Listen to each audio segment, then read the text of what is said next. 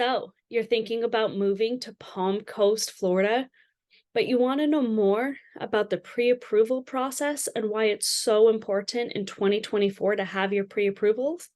That's exactly what we're going to talk about in this video. We're going to talk about the differences between a pre qualification and pre approval and why, for sellers, it's really going to make a difference in 2024. If that sounds like something you're interested in, then stick around because we're going to get after it right now.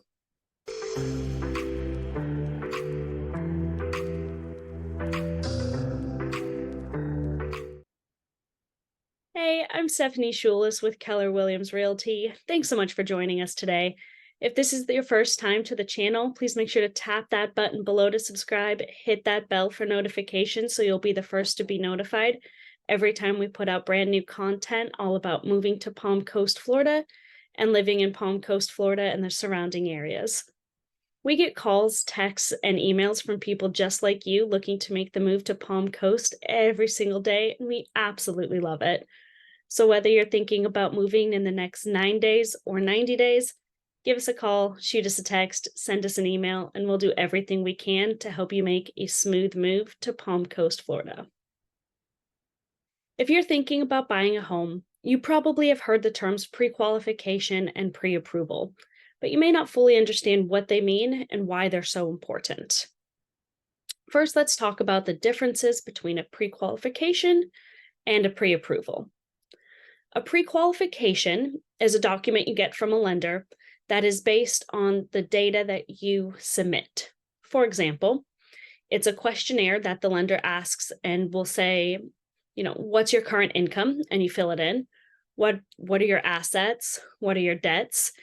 And then that lender uses that information to say how much you can afford to buy or how much they can afford to lend you. A pre-approval is verified information by the lender. So that's them asking you for your W-2, your 1099, so they can have proof of your income.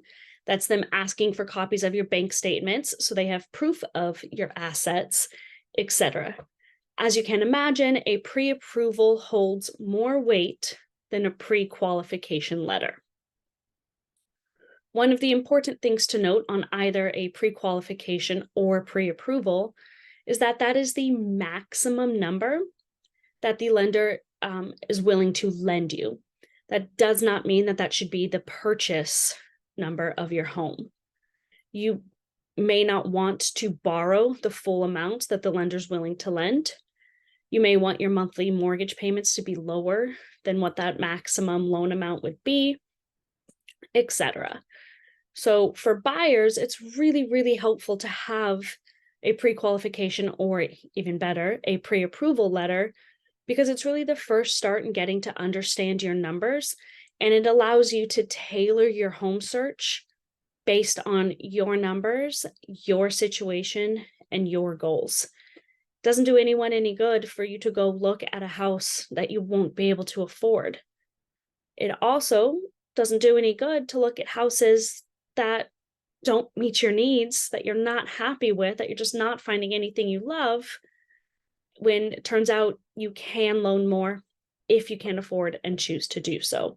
So it's a really great starting place for buyers to really have that information and to be able to hit the ground running with their home search. On the flip side, for sellers, a pre-approval obviously holds quite a bit of weight for the sellers. It lets them know that a lender has already said, yes, we can lend this person this amount of money. It shows that as a buyer, you're committed. You've already gone through the process of locating, uploading, and providing those documents to the lender. You've already got that relationship going. It just shows that you're a little bit more committed. Why it's going to be so important in 2024 is because even though our inventory has increased slightly from past year, we're still having an imbalance between our supply and our demand. Our inventory has come up a bit, but because the interest rates have come down and the influx of people moving into Florida is still increasing, we still have far more buyers than we have homes available for them to buy. That number is expected to increase as the rates continue their slow, steady decline, which means more competition for you.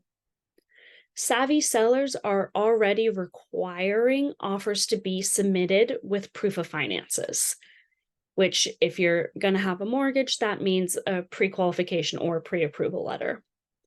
If you have a pre-approval letter over a pre-qualification letter, that helps to show, again, verified documents. You're a little further along in the process, a little more committed, and the numbers are going to be more trustworthy.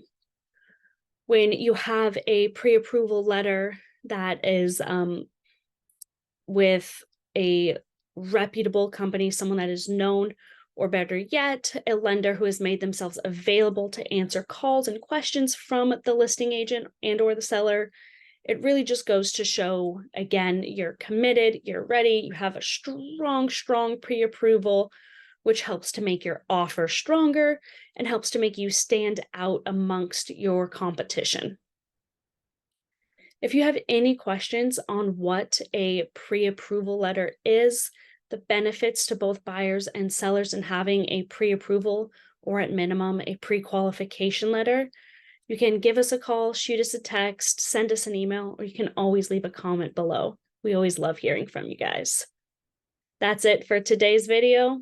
We'll see you on the next one.